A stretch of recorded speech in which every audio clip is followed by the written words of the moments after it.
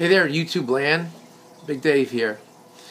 I'd like to talk to you a few minutes about a question that I got by email. And the question is concerning the lower lip when you play. Now, I read all kinds of things on the web, on different sites and things. And there are a lot of opinions about what you're supposed to do with your bottom lip, whether it should be in, out, over the teeth, in front of the teeth, behind the teeth, if you should use two lips, where your teeth should be. So I'm just going to tell you like my opinion, and some of this is based on the teachings of Joe Allard.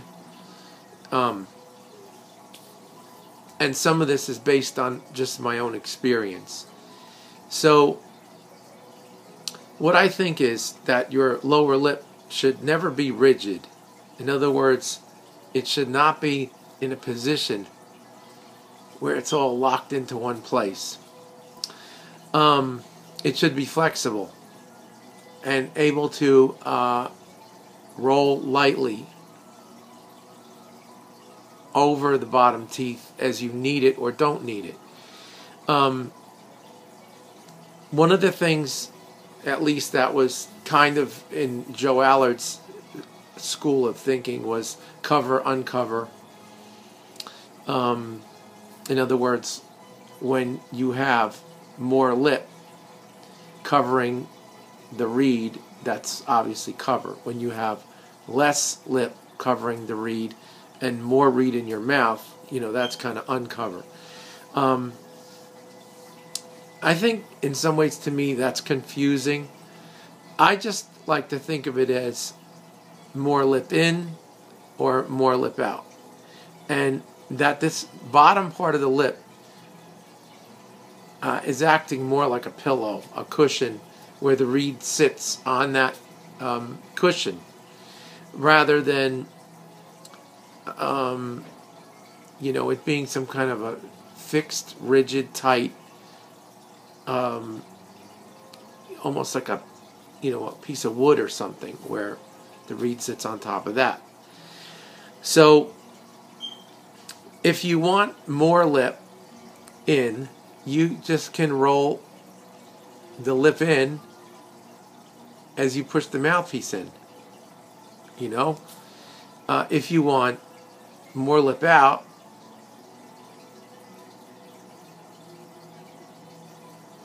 you just roll the lip out a little bit more, and you kind of feel where your teeth are. Now, the teeth, when you put your finger on them, when I have more lip out, there's only a little tiny piece of skin rolled over the teeth. If I roll more in, I'm almost up to the line here between my lip and my lower chin area. So it should not be like one fixed location where you play all the time. Now, some people will tell you differently. They'll say, oh yeah, the way you have to have this all set a certain way, and then put the mouthpiece in your mouth, and that's it. So, well, this is where I'm not going to agree with them. I'm going to tell you what I believe and what I do. And that's I roll the lip in sometimes, and sometimes I roll the lip out, having more of a cushion on the outside in front of the lip. And I mean, if you watch the older videos of like Stan Getz, a lot of times he played with his lip almost completely rolled in. If you watch somebody like Dexter Gordon, he played a lot with the lip rolled more out. And then if you watch somebody like Phil Woods or Michael Brecker, they have another type of position where their lip is more out than in. So it depends on what school of thought or what kind of sound you want to get. If you want a more covered sound and you want to have more of the reed covered, you need to roll more of the lip in. And if you want a freer sound, one that has more, buzziness, more types of higher partials, then you need to roll your lip more out. And that's how I kind of go about this. What I don't think is a good idea, and I disagree with, again, is pinching the corners. To keep the lip more flat across and the corners more down. Not high corners. High corners pull up the sides of the reed. Low corners keep the reed more flat, or where you can even put a little bit of pressure in the very center of the reed, and the reed will actually be more like this. Flat, this is really not a good thing. You're pushing up the sides of the reed into the mouthpiece, and you're kind of closing off the sides of the reed from vibrating. So that's why in one of my other videos about I think one of them is like the neutral throat position, and there's another one about the basics of just putting the mouthpiece in your mouth and using your lip as a cushion. I talk about the flat reed, and not squeezing up the corners. So that, again, like having your flat across the bottom here, is more in line with what Joe Allard was teaching. As far as the tongue, I do hear all kinds of discussion about that too on the internet. And sometimes I think that people know what they're talking about, and other times I don't think they have any clue what they're talking about. Okay? So if you can say, or like whisper, he, the tongue is kind of flat, and in the back the tongue is arched high. Now if I do ha, it's different. If I do ha, that's one. Ha, ha, he.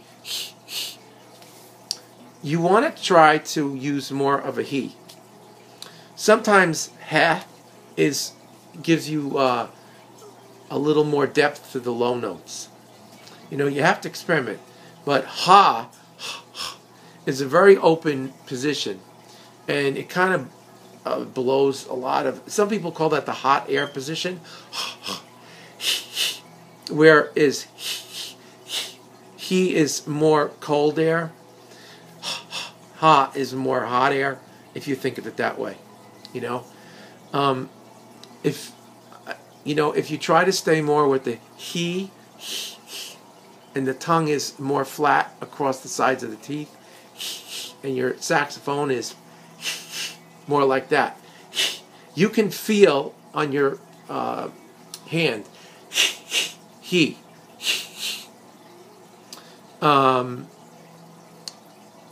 Whereas if you do he, it's different. You already don't have that same pressure. This has pressure to it. You can feel it. The he is different, and the ha is totally different. So the other thing too is I don't want to make this video too long, and it's borderline boring for me to sit here and talk to you like this.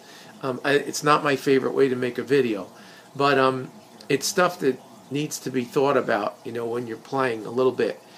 As far as your throat down here, I have another video about using a neutral throat position without doing too much. But if you want to open up your sinus, oral cavities, things, like, and you think about you're yawning and you hear your ears pop. Sometimes that can have an effect on your sound also. Now, how much you do that or to what extent, you have to kind of experiment with yourself.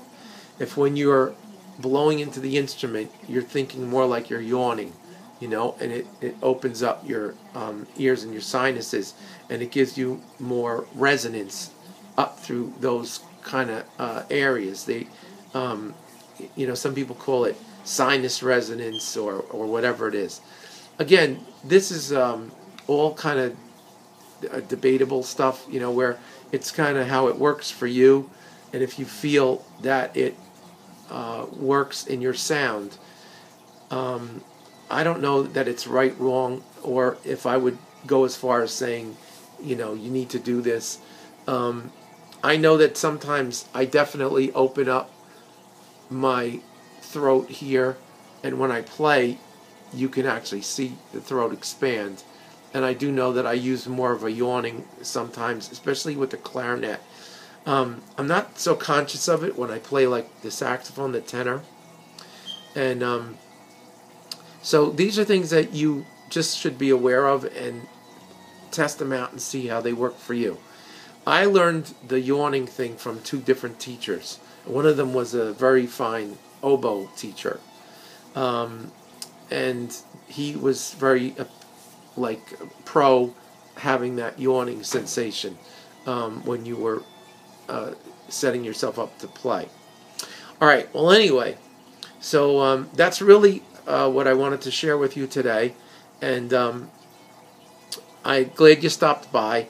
Also, if you're still here, if you didn't check out or go to sleep, you could check out my Facebook blog, and there's room for more people there without a question.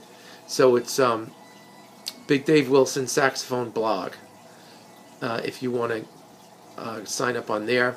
And right now I'm using it on a limited basis, but there'll be more to come in the future.